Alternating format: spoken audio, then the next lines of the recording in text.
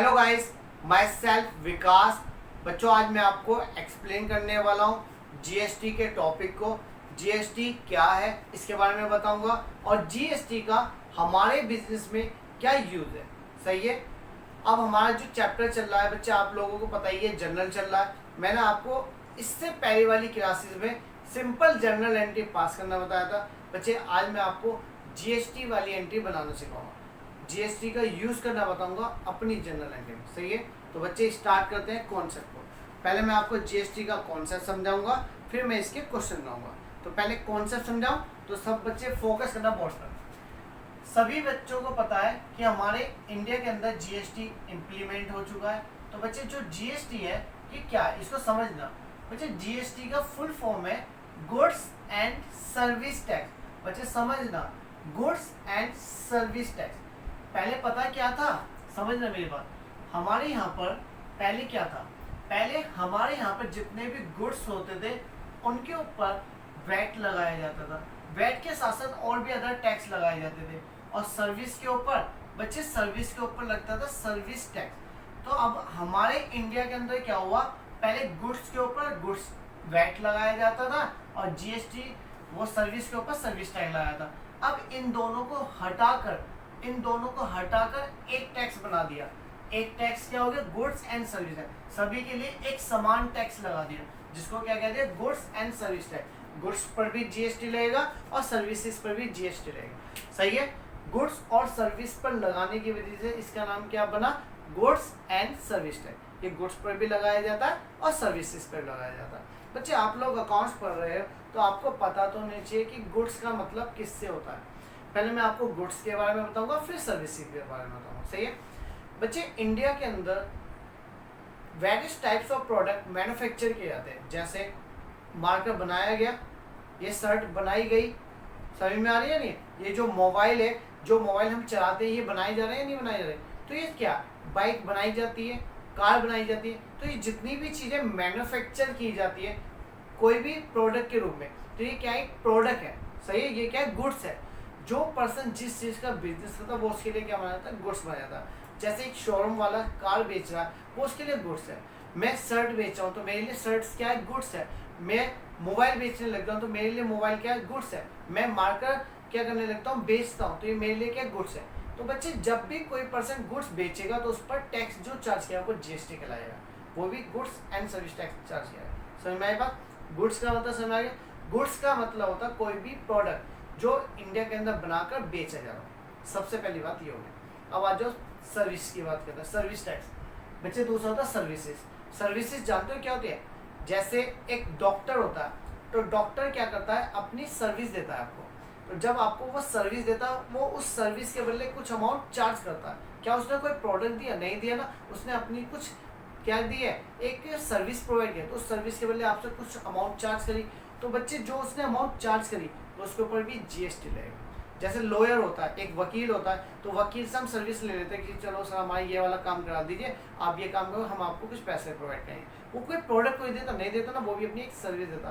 तो सर्विस के बदले जो हमने उसे पैसे दिए, तो जब वो अमाउंट चार्ज करेगा हमसे तो वो उसके ऊपर भी टैक्स लगेगा। तो उसके ऊपर भी क्या लगेगा, जीएसटी लगेगा। तो गुड्स पर भी लगता है और सर्विस पर भी लगता है। जो टैक्स गुड्स और सर्विस पर लगता है, इसलिए इस टैक्स का नाम क्या बना, गुड्स एंड सर्विस टैक्स। सबसे पहली बात। बच्चे, एक चीज़ बताओ, हम जब गुड्स की बात करें तो बिजनेस कर रहा हूँ, मान लो मैं बिजनेस कर रहा हूँ, तो मेरे लिए टैक्स के दो रूप हैं। मेरे लिए टैक्स जो है जीएसटी के दो रूप है। या तो मैं टैक्स पेड करूँगा या मैं टैक्स कलेक्ट करूँगा, इसके अलावा कोई दूसरा रूप नहीं आएगा। समझ में आई बात। बच्चे, मैं सबसे पहले बता रहा हूँ, ये जो जीएसटी है, मैं या तो जीएसटी पेड करूँगा या मैं कलेक्ट करूँगा। समझना, मैं बुक स्टोर है मेरा एक क्या, बुक स्टोर है।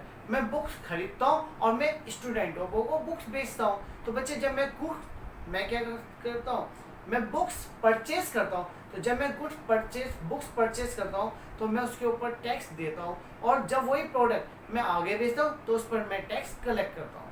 तो बच्चे, जो टैक्स मैं पे करता हूँ वो मेरी एज ए एसेट्स है। बच्चे, एसेट्स क्या, बच्चे जब मैं कोई गुड्स खरीद रहा हूँ तो उसके वो वाला जो टैक्स मैंने पे करा वो मुझे आगे कलेक्ट हो जाएगा। तो बच्चे जो चीज़ मैंने पे करी है वो मेरे लिए क्या है, एसेट्स है, और जो मैंने कलेक्ट करी है वो मेरे लिए लायबिलिटी है। समझ में आई बात या नहीं? जो भी टैक्स मैं कलेक्ट करूंगा और जो मैंने पे रखा उन दोनों को पहले सेट ऑफ किया जाएगा।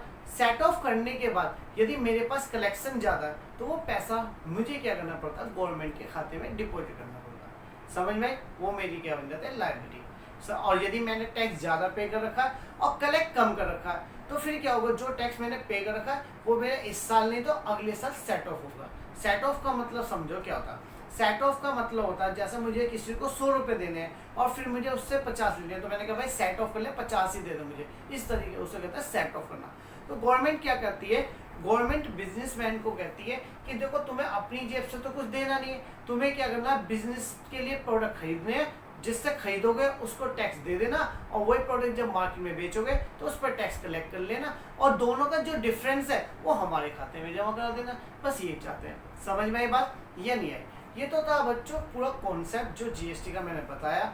जीएसटी का यूज क्या है, जीएसटी के अंदर क्या क्या टर्म्स यूज होती है वो मैं सारी आपको लिखवा रहा हूँ, आप इसको कॉपी कर लीजिए। समझना बच्चे, हमारे यहाँ पर जीएसटी को 3 कैटेगरी में बांटा गया।